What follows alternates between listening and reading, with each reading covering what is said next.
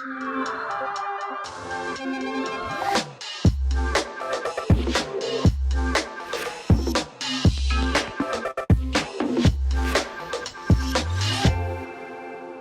back.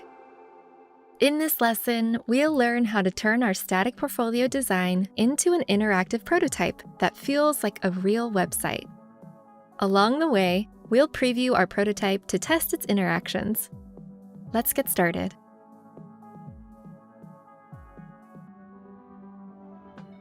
As you design websites and apps, it's important to think about the experiences you're designing too.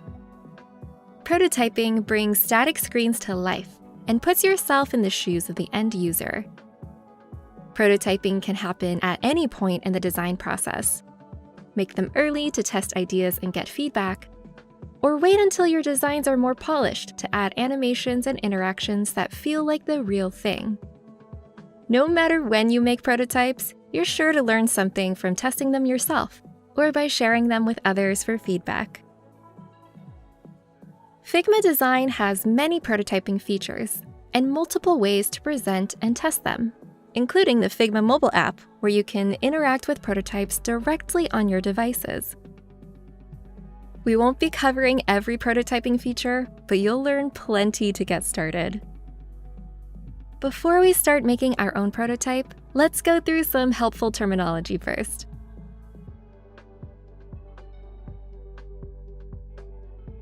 Prototyping in Figma is a set of features, settings, and properties that define how parts of your designs behave when people interact with them. Let's break down a few of the basics. In Figma Design, prototypes are made up of flows. These flows describe the journeys people can take through a design, usually across multiple screens, like a sign-up flow or a checkout flow. We can think of each flow separately, like these two, or you can make a single flow for your entire design.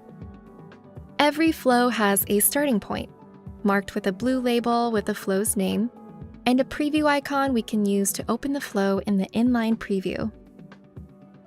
A starting point is attached to a top-level frame and can be moved to another frame by clicking and dragging the label. All prototypes are made up of interactions. Interactions are rules we set for how your prototype will respond to user inputs. They're made of a few smaller parts: a trigger, an action, and an animation. Let's break these down. A trigger is what causes an interaction to begin, like when someone hovers a mouse over an object like an image or button, clicks or taps on an element like a button or link, presses a key on a keyboard or a game controller, or after a specific amount of time has passed. Next up, actions. An action is the result of a trigger and includes things like opening an external link in a browser, opening an overlay, which is a frame that appears above the current frame, scrolling to an area of a page,